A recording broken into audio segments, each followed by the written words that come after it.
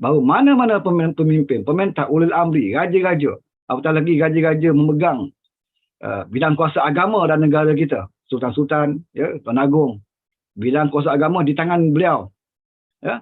Apa sahaja yang keluar daripada mulut raja-raja, selagi dia tidak mungkar, maka wajib ditaati. Ya, selagi tidak menyeru kepada kemungkaran atau maksiat, maka wajib kita taati, walaupun kita tidak setuju. Ya. Nah, jadi apabila agung menetapkan penyatuan, perpaduan, itu adalah satu perkara yang makruf, ya, yang digalakkan oleh agama kita Islam. Tetapi kerana keegoan, kerana ketamakan nak jadi kerajaan, kerana nak pada kuasa, mereka sanggup, ya, mempersendakan dengan cara menolak mentah-mentah cadangan tuanku, tak ada tangan tetapi tidak bersetuju. Ya, okey, tak apa. Dia ingat bila buat macam tu, tuanku akan pujuk, ya, pujuk rayu, tolonglah, ya, sertailah kerajaan ini. Kalau kamu nak jadi Perdana Menteri, tak apalah kamu jadi Perdana Menteri, ya. Tapi dia silap lah, kan? Dia silap besar. Dia cuba nak mengajuk, tetapi akhirnya dia terlepas peluang. Ya, walaupun dikatakan sudah cukup jumlah, lebih dari cukup, ya? Tapi tidak dapat dibuktikan, bukan saja di istana, tetapi tidak dapat dibuktikan juga di dalam parlimen. Ini semua karut marut. Ya? Kalau setakat itu menolak, tidak lagi jadi masalah. Ya? Kalau setakat itu menolak, tidak masalah. Masalahnya apabila dia mempertikaikan titah tuanku. Kita dengar sebagaimana daripada hadis-hadis ini sebut, bila wartawan tanya, ya, tuanku bagi tahu supaya masjid-masjid ini tidak boleh dijadikan gelanggang politik, dilarang untuk jadi gelanggang politik. Ya? Jadi apabila tidak boleh dijadikan gelanggang politik, apa komen Haji Hadi? Dia kata titah tuanku itu bukan qat'i, bukan mutlak. Ya? Bermakna boleh saja ikut atau tak ikut atau dibantah. Ya? Bukan qat'i. Bukan qat'i ini berat saudara. Ya? Dia macam hukum qat'i ini hukum mutlak yang tidak boleh disanggah lagi. Jadi dikata titah agung bukan qat'i, boleh saja dilanggar. Jadi saya nak tanyalah kepada Presiden PAS, kalau begitu dalam dunia ini titah manakah yang qat'i? Tunjukkan kepada kita. Siapa yang ada titah ataupun arahan yang qat'i, yang mutlak? Tak ada, saudara. Ya. Di zaman para sahabat, zaman Nabi sendiri pun apabila dia mengeluarkan satu hukum, dia pun datangnya daripada wahyu Allah. Ya, Tuhan bagi wahyu kepada dia dan itulah qat'i. Ya, hukum yang dikeluarkan oleh Nabi yang datangnya daripada wahyu itu qat'i.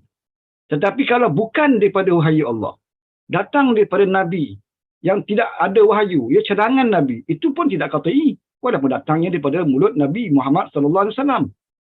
Contoh kalau Muhammad bagi satu cadangan, ya, dan cadangan beliau itu bukan hukum atau bukannya perintah daripada Allah. Cadangan beliau, ya, dia boleh disanggah dan juga dipertikaikan oleh para sahabat. Ya, kita tahu ada peristiwa di mana Nabi mencadangkan satu kubu diadakan dalam peperangan. Ada sahabat yang tidak bersetuju, sahabat mencadangkan kubu macam ni. Dan akhirnya Nabi ikut cadangan sahabat. Bermakna Nabi waktu itu pun cakap dia tidak qat'i. Sebab apa? Sebab itu peribadi dia sebagai manusia. Ya. Boleh saja dia betul, boleh saja dia salah. Tetapi bila dia menerima wahyu tentang hukum atau apa pun saja yang Tuhan wahyu kepada dia, itu sudah menjadi qat'i. Walaupun datang daripada mulut Nabi Muhammad SAW. Jadi pada hari ini, siapa pemimpin yang qat'i? Ya? Kalau Nabi sendiri yang tanpa wahyu daripada Tuhan, itu pun tidak qat'i, boleh, ya, disanggah, boleh juga beralih keputusan melalui pandangan sahabat-sahabat. Apatah lagi kata-kata daripada Haji Hadi Awang. Apakah Haji Hadi Awang ini, ya, kata-katanya qat'i? Ya? Jadi kalau dia mempertikaikan bahawa titah tuanku itu tidak qat'i, ya, dia kena tunjuk kepada kita siapa pemimpin dalam negara kita khususnya yang cakap dia adalah qat'i. Kalau tak ada, bagaimana? Janganlah pertikaikan tetah ke bawah duli tuanku. Ya, apatah lagi tetah itu perkara yang tidak mungkar. Sebab tuanku sebut bahawa jangan gunakan masjid sebagai gelanggang politik. Ya, tuanku tak sebut bahawa pisahkan politik daripada agama. Kita pun tahu bahawa dalam agama ini ya, terdapat politik. Politik dan agama tidak boleh dipisahkan. Ini semua kita tahu. Ya? Kalau kita pisahkan politik dan agama, dia akan menjadi sekular. Ya? Politik, kalau kita pisahkan agama, dia akan menjadi sekular. Tetapi yang dimaksud oleh tuanku itu adalah berpolitik. Dia ada beza situ. Berpolitik. Maksudnya politik kepartian. Ya, kita bagi pengajian dalam masjid, kita mengajar dalam masjid, tapi kita bawa politik kepartian. Kita kutuk parti sana, kita kutuk parti ini. Ya. Kita kata parti sana melawan Al-Quran. Kita kata parti kita sahaja yang mendapati Al-Quran. Kita kata orang sana liberal. Kita kata orang sana pro-komunis. Ya. Kita kata pemimpin sana itu pro-LGBT. Itu yang dilarang oleh Kebawah Tuanku. Menggunakan masjid kerana politik kepartian. Itu kena faham, saudara. Kalau dengar cakap Haji Hadi, dia spin. Dia kata, ini agama mana boleh pisah dengan politik. Jadi sebab itu saya tak ada masalah. Saya saya tetap juga akan mengajar. Saya tetap juga akan berpolitik dalam masjid. Sebab agama dan politik tidak boleh dipisahkan. Dia pusing situ. Sedangkan maksud Kebawah Tuanku bukan itu. Ya. Semua orang faham apa yang tuanku maksudkan. Iaitu politik kepartian. Yang ini menjadi punca kepada perpecahan umat-umat Islam. Contohnya kita jadi khatib khutbah Jumaat. Ya, dalam satu kampung. Ya, dalam satu qaryah. Dan kita tahu, satu masjid itu berbagai-bagai fahaman politik. Ada orang UMNO, ada orang PAS, ada orang keadilan, ada orang amanah, bahkan ada orang Islam Melayu, DAP pun ada. Menjadi jemaah dalam satu masjid. Dan khatib naik atas membar menghina beberapa parti. Dan pernah berlaku di tempat saya sendiri. Satu ketika dahulu. Dalam khatib, dalam khutbah Jumaat. Duduk atas membar, apa dia cakap? Dia kata DAP, PKR ini orang yang menentang RU355. Menentang Islam. Ya. Menentang RU355. Waktu itu Haji Hadi, masa itu tengah panas isu Haji Hadi bawa private memo bill. Ya, usul persendirian ke parlimen tentang RU355. Ya. Masa itu seorang pemimpin PAS naik atas membar. Ya, di kawasan saya.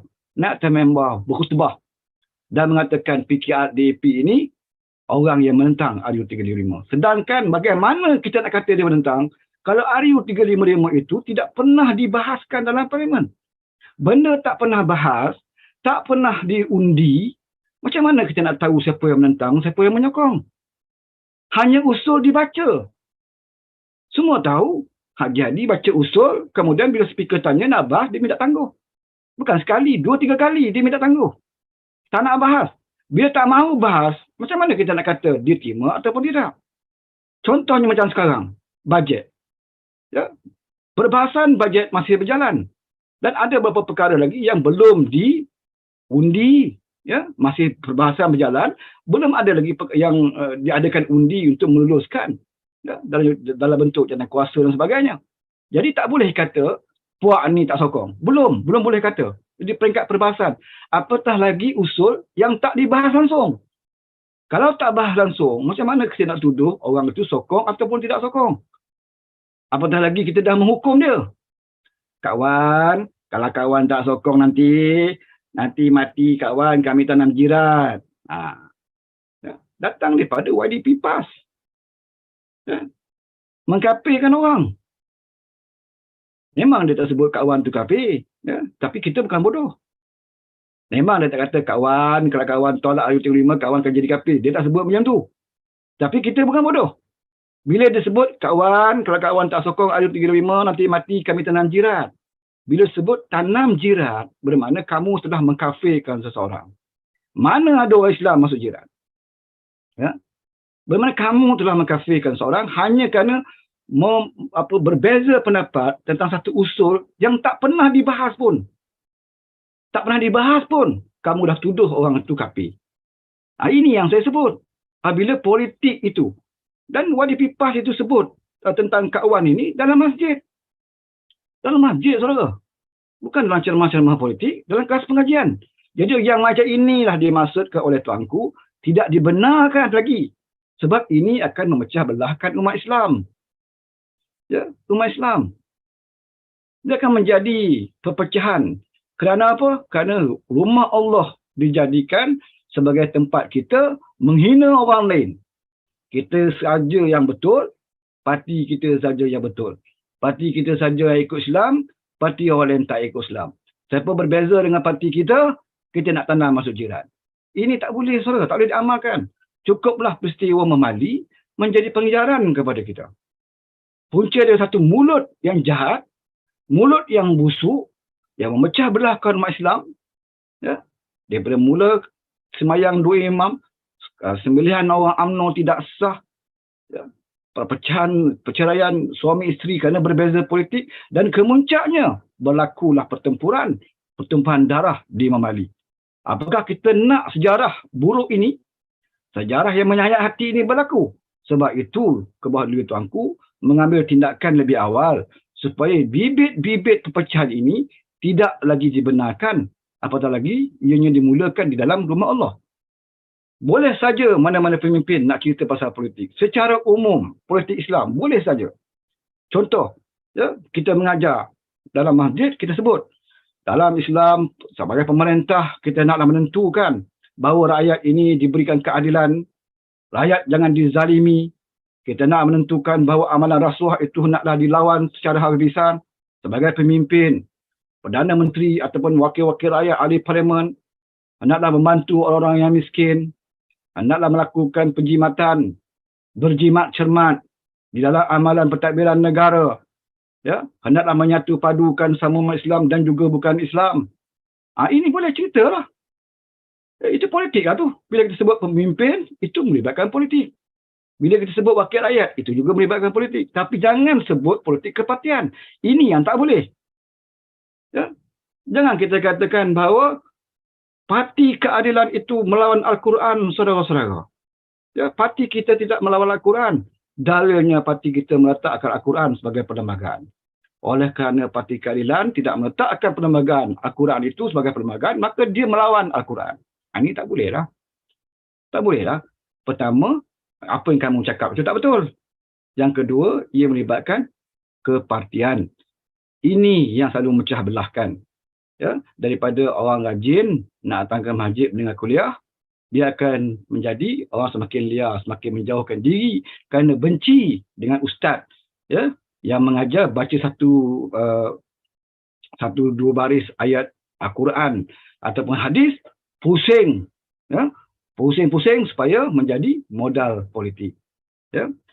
Jadi sebab itulah saya katakan, apa yang Haji Hadi sebut bahawa Tetah Agung itu tidak qat'i, itu salah satu bibit-bibit atau tanda-tanda bahawa Haji Hadi Presiden PAS, ya, yang dikatakan sebagai ulama, telah menanamkan bibit-bibit tidak lagi menghormati raja-raja kita. Ya. Kemudian dia sebut raja duduk. Dia pernah cakap raja mesti duduk di bawah ulama. Ini pun tak betul. Ini tak betul. Ya. Sepatutnya apa yang berlaku adalah umara dan ulama itu saling bekerjasama. Dia bukan timbul persoalan raja mesti berada di bawah ulama. Bukan. Raja mesti berada di bawah hukum Islam. Ya. Kalau ulama pun kita kena tahu. Ulama siapa? Dia ulama. Bukan semua orang boleh kata dia ulama. Ulama pun ada ulama su'. Ulama yang jahat. Ya. Tapi yang kita diajar dalam Islam adalah ulama dan umara itu harus berganding bahu. Ya. Sebab ulama tidak semestinya dia boleh melayakkan diri dia menjadi umara. Dia mahir dalam bidang agama, dia mahir dari segi hukum, tetapi dia mungkin tidak mahir dari segi pentadbiran. Dia mungkin tidak mahir dari segi ekonomi. Maka dia tidak boleh menjadi pemimpin. Dia tidak boleh jadi umara. Tetapi dia boleh menasihati umara. Ya? Dia boleh menasihati umara dari segi macam mana nak melaksanakan syiar Islam, mengembangkan syiar Islam, ya, dari segi hukum dan sebagainya. Dia kena berdamping rapat dengan umara. Begitu juga umara. Umara tak semestinya tahu semua dalam perkara agama. Dan dia harus berdamping dengan ulama. Tetapi kalau ulama, dia kerja dia hari-hari, duk menghina umara, menghina pemimpin, raja pun dia petikai, Perdana Menteri pun dia petikai, macam mana dia nak menghampiri umara? Bahkan dia mempetikai, bukan saja mempetikai, bahkan memfitnah pemerintah. Benda yang tak berlaku, dia ada-adakan. Ya? Pemerintah yang jadi kerajaan, ya, yang tidak ada pun secebis sebesar atom, sebesar habuk melayang pun ingin menjadikan negara ini kristianisasi, mengkristianisasi kat rakyat Malaysia. Itu dituduh. Pemerintah tidak bercadang pun untuk meluluskan, ya, LGBT, perkahwinan sesama jenis. Lelaki sama lelaki boleh kahwin, perempuan sama perempuan boleh kahwin. Tak terlintas di otak pemimpin. Bukan pemimpin Islam saja, pemimpin bukan Islam pun tak nak terfikir benda tu. Tanyalah pemimpin DAP, dia pun tak nak terfikir pun nak meluluskan LGBT, membenarkan lelaki sama lelaki. Tapi ini dituduh. Dituduh layak ramai. Ya. Kamu ulama, kamu kata kamu ulama, kamu pemimpin parti Islam. Ya, sepatutnya kamu berdamping, menasihati pemerintah. Tapi sebaliknya yang kamu lakukan adalah memfitnah pemerintah. Ya. Jadi, hubungan itu bukan semakin rapat, tetapi semakin menjarak. Sebab sikap kita. Ya. Politik tak habis-habis. Dah habis pilihan raya, tak puas hati sebab tak jadi kerajaan, maka cipta macam-macam isu. Kerajaan zalim, ya, kerajaan ini zalim, tak bagi peruntukan yang sama. Ya. Walaupun ditambah peruntukan pada negeri Kelantan, jauh daripada peruntukan yang pernah diluluskan dulu. Zaman kamu jadi kerajaan, zaman kamu Melayu Islam jadi kerajaan, peruntukan berbanyak untuk negeri Kelantan. Bawah Malaysia Madani ditambah. Tapi kita masih kata kerajaan ini zalim. Sebab apa zalim? Sebab duit tak bagi kat kamu. Ya. Duit dapat kepada rakyat Kelantan. Tak dapat kepada kita. Jadi masalah lah. Kalau nak beli Mercedes, payahlah. Dulu boleh beli Mercedes. Kan tak boleh lah. Pasal rakyat, kerajaan salurkan terus kepada rakyat. Ya. Jadi kamu kata itu zalim. Ya. Jadi inilah yang saya sebut tadi. Bila hujah mengatakan bahawa raja duduk di bawah ulama, itu tak betul. Ya. Raja memerlukan ulama, ya, untuk menasihatinya. Dan ulama juga mesti mendampingi umara. Ya, kalau Nabi Musa, ya, Tuhan suruh perintah menghadap Firaun. Ya, walaupun Firaun zalim, tapi Nabi Musa tidak hanya, ya, mengkritik ataupun menghentam Firaun di luar-luar. Bahkan dia menghadap. Ya. Tetapi berbeza dengan hari ini, ulama menyalak di luar sana. Pumpang-pumpang kat luar. Bila berdepan dengan pemimpin dalam parlimen, tak pernah sekali pun hadir. Bila berdepan dengan soal jawab bersama dengan Perdana Menteri. Bila Perdana Menteri ada, dia hilang. Bila Perdana Menteri tak ada, dia masuk berkokok. Ya? Macam yang jantan. Ya? Habis keluar. Mengapa? Keluar taji-taji semua. Ya? Dialah hebat. Ya? Bila ada Perdana Menteri, hilang. Bukan seorang, 2-3 ekor ni hilang habis. Sepatutnya ini dah waktunya kalau ulama ikhlas untuk menegur umara.